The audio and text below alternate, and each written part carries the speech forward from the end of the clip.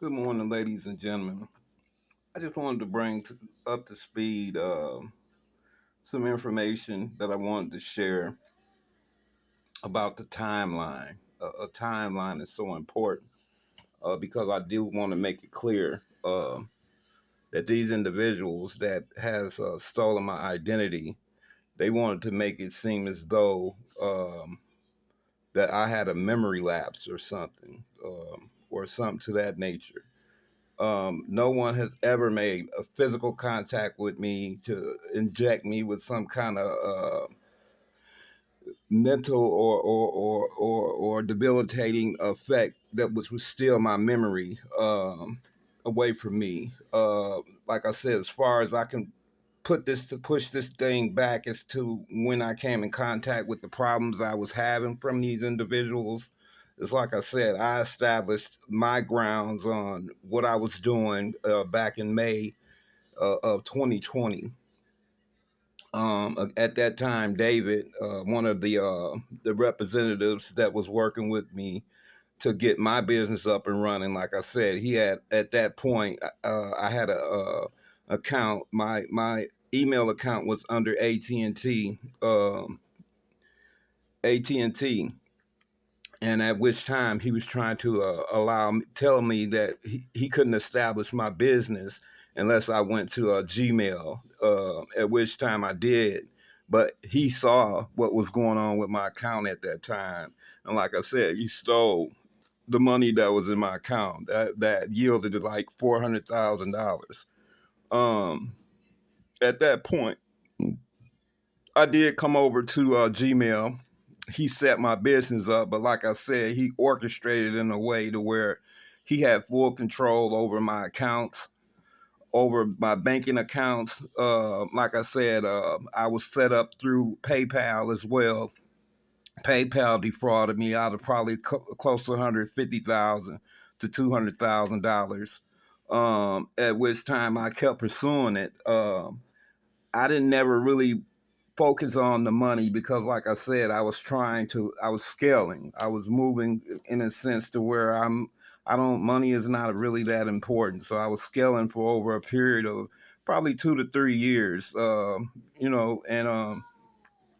none of this really came to me until into the latter part of that 2 or 3 year span. But in between time, from the time that I got underway in setting my business up to operating it, I had came across Danielle Lane. Like I said, and in between that time, she was working for Publishers Clearinghouse. She was an employee on the game show, and now this is talking about my memory. Now we're just crossing the bridge on. We're going to show you how the memory thing works and where there was no lapse in memory. Um, in between that time, like I said, from 2000. This now keep in mind 2000, May of 2020.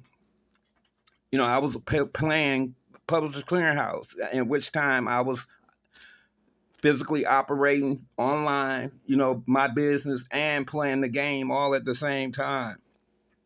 And like I said, I was winning RVs, things of that sort. So what was the problem was this, that in between the 2 to 3 year time span of me doing all this winning, I realized that I wasn't receiving none of my belongings. I was not receiving the things that I was winning. And Mrs. Lane, on the other hand, she was underwriting everything, and bringing it to me. She was due to bring it to me. They made her my payee. She was supposed to be the individual who would make sure that I got these items. Well, Miss Lane, with her intelligence, felt like, well, hey, you know what, this guy here, I'm gonna just wholeheartedly take advantage of this guy.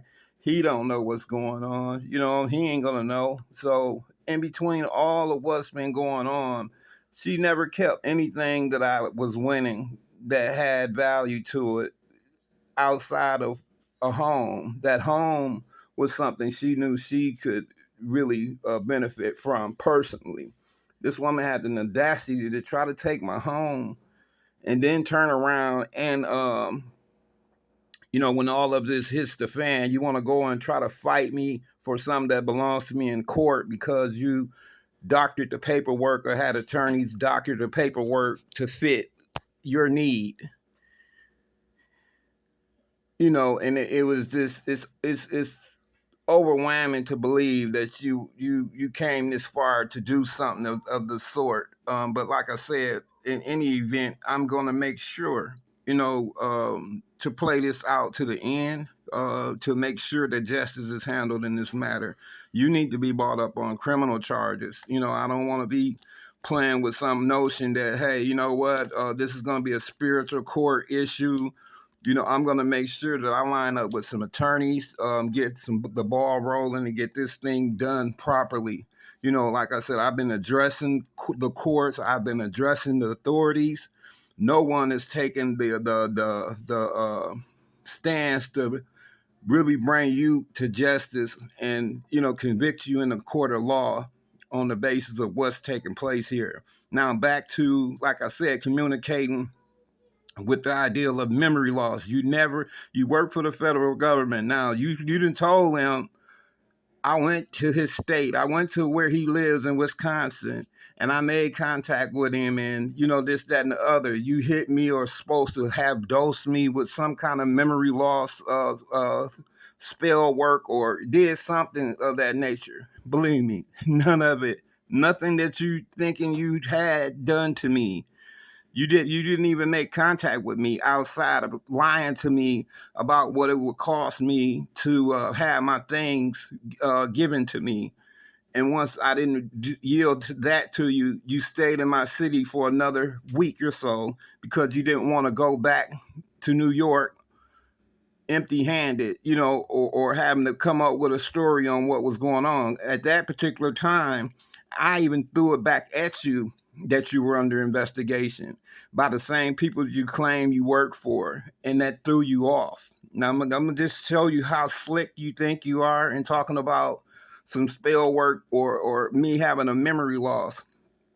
You got scared at that particular time, and you were panicking and trying to figure out, well, what do I do? What do I do? We're on Google Chat. Now, keep in mind, we were on Publishers Clearinghouse email. I was communicating with you through Publishers Clearinghouse email, but then you insisted that we communicated through Google Chat. So that's what we did. And like I said, even having the paperwork, you showed me the paperwork, whereas, like I said, you had already hacked my accounts and everything, and you, in turn, you went and tried to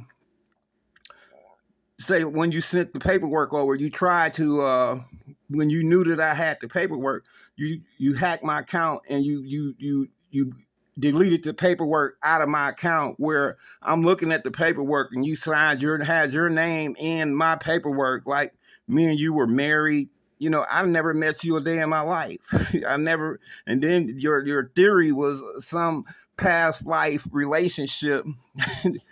Me and God know that we never in life had no spiritual relationship or no past life occurrence connection that would have brought you to that notion. That was just your storyline, what you wanted to work with.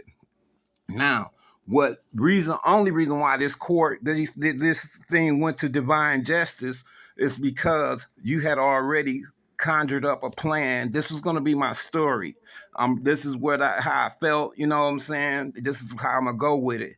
So you got some fraudulent attorney to go to operate on my behalf, to get this case open and underway in divine justice court. But like I said, I never had a right to face my accuser. So by law, right there, I'm due to due process. That's in the United States of America.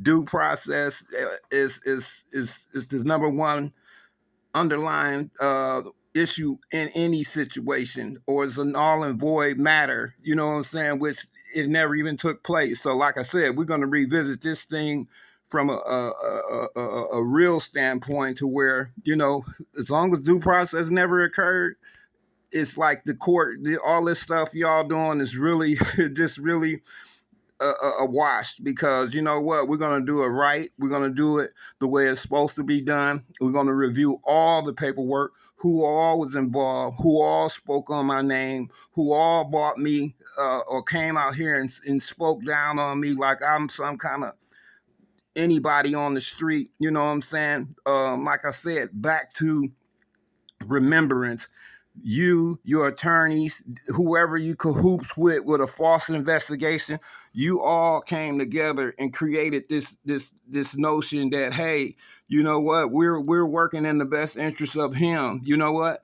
And then at the same time, the twist of it all was you never even got yourself into the Ponzi scheme of all this here until you came up, and now I'm communicating on a level that, hey, you know what? I never knew you. You're coming. It's saying that you're my sister. It's saying that you're my mother. You and this dude David, y'all acting like y'all my parents. All this was done to try to take my money. You trying to say you was my wife. This was all done to gain access to my inheritance and my what belonged to me. So, the truth of the matter is, like I said, without due process, none of this here stuff is valid. It was a false investigation brought out against me. And then you start throwing all this mud, putting my name out there, and that was the smoke screen, the smoke and mirror, just to make sure, hey, let me throw some dirt on his name, because you know what? I ain't broke a law in my life. So y'all can waste all the time and effort you would like to try to smudge my name, to do anything you can to smudge my name. I haven't done anything to create a problem in my life as far as breaking the law. I'm a holy man. So, I already know you ain't going to get far with that. But like I said, at the end of the day, there was no physical contact ever made with me to try to say that y'all put something in me or created something. Because, like I said, she never had a physical everything was verbalized. Every time I spoke to this lady, it was a verbalized thing that I spoke to her from a distance. She never got with me. She ain't never had me in no compromised position where we was at no hotel. I ain't never slept with this lady. I haven't had sex in over 10 years. So all the lies that's been spoken on and told by you guys, it needs to stop.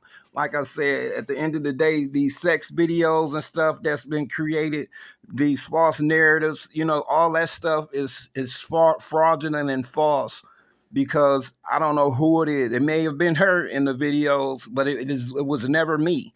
If you ever you can put the test, we can put it all to the test, line the video dates up with who I really am, and I already know for a fact, you know what, put me in the place, I can place year to date on who I was with and where I was at during all these events that you're trying to say that occurred. So let's go there. You know what I'm saying? Like I said, time, I got a timeline. My timeline, we're going to overlap my timeline with your timeline. But the reality of it all is you're going to come up short. You already came up short. And it's the truth of the matter is, you know what? Y'all handling all this here, in a way that is so unprofessional. And this is the way our country is moving today, and that's simply because everybody's hand was in on this Ponzi scheme. And when it broke bad, and y'all didn't think it was going to get to this, because y'all was supposed to unalive me by now, but that didn't happen. So at the same token, Mrs. Lame, you got some serious answers to come up with, because you're lying to your predecessors, and you're lying to the world about who I am. You don't even know me from a can of paint. I never set my eyes, I never in my life ever met you, and y'all sitting here trying to act like y'all my parents. Y'all done switched my birth records up. Y'all done switched my name up. Y'all got my stuff on YouTube all mixed up with somebody who I don't even know, some girl talking about divine feminine. You know what? All this craziness, y'all gonna pay dearly for this here, because you know what, you're gonna drag my name and try to put me out here in a situation like this here. It ain't happening. You know what? Let's go. I'm ready.